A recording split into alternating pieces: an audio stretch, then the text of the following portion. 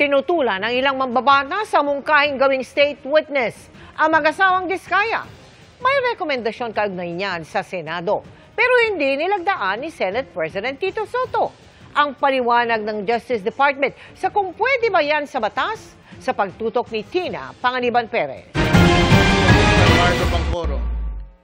Sa pagdinig ng House Infrastructure Committee kahapon, natanong ang contractor na si Pacifico Curly Diskaya sa motibo niya sa pagdadawit sa ilang mambabatas at iba pang opisyal ng gobyerno sa mga umano'y maanumalyang flood control projects. Baka mamaya may nag-udyok sa'yo na papuntahin sa ganoon ang iyong affidavit para ikaw ay maengganyo at magkaroon ng rason na i-consider na state witness? Hindi po, Your Honor. Ang dahilan po ng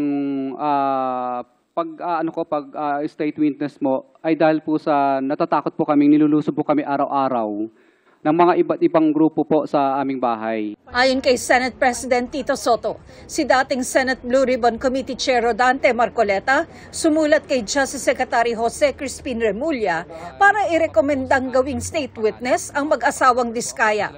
Pero hindi pinirmahan ni Soto ang rekomendasyon. Ang unang sinabi kagad sa akin ni Ping, tell all ba yan?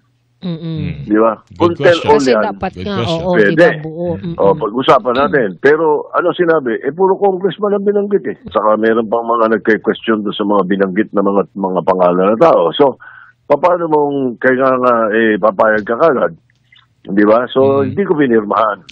Hindi ko pinirmahan. Sabi ko, hintayin ko na muna yung susunod mong hearing. Paiba-iba siya na sinabi eh. Nung matanggap ko po itong sworn statement na ito ay kagad akong nakipag-ugnayan sa ating Department of Justice. At doon po ay sinabihan ako ng ating kalihim, Boying Remulla, na pakisabi mo kanila na wag silang mabahala at nakahanda naman ang ating kagawaran kung sakasakaling sila ay mapatunayang hindi naman most guilty. Kasi po ang tuntunin sa ating state witness law or protection program, kailangan po mapatibayan natin na ang mga nag-a-apply ay hindi most guilty. Kahit mga kongresista, kontra. Absolutely no chance. They are as guilty as the DPWH engineers who are involved in ghost and substandard projects. They will be as guilty as the politicians that are involved in ghost and substandard projects. Napakalabo niyan. Isang requirement nga yan, should not be the most guilty. How can he claim that hindi siya most guilty when he is the central figure here, a major player? Tapos, malabo pa yung kanyang mga sinasabi. Yung mga opisyal ng DPWH sa Bulacan na si dating District Engineer Henry Alcantara at mga tauhan niyang sina dating Assistant District Engineer Bryce Hernandez at Engineer JP Mendoza, pwede kaya maging state witness? Yung po sa mga batang mga engineers, si Bryce Hernandez at si JP Mendoza, mga tauhan lang naman po sila ni District Engineer Henry Alcantara. Tingin ko po, pwede po sila mag-qualify dahil sila po yung pwede maging least guilty. Kasi mga runners lang naman po ito. Malabo ho talaga yung D. Alcantara.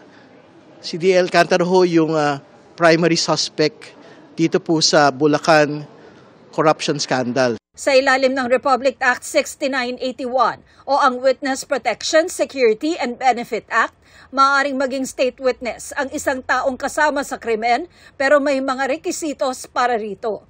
Dapat ang krimen kung saan gagamitin ang kanyang testimonya ay isang grave felony. Dapat kailangan ang kanyang testimonya sa kaso. Walang ibang direktang ebidensya para sa maayos na pagdinig sa kaso.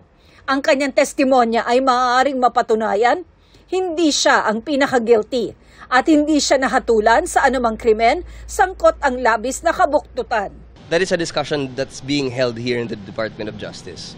On the one hand, pwede po sila maging state witness kung hindi nga sila most guilty. At yung testimony nila is absolutely necessary for the case to stand in court. Kaso nga lang po, ang lumalabas po sa mga statements nila ay mukhang kakonsyaba na nila from the very start. Yung mga contractor, pati yung mga ibang politicians, at before po yan sa implementation ng project. Kaya kung sa ganung paraan ay magiging co-conspirator sila, and in a co-conspiracy or in a conspiracy, the guilt of one is the guilt of all. Para sa GMA Integrated News, Tina Panganiban Perez, nakatutok, 24 oras.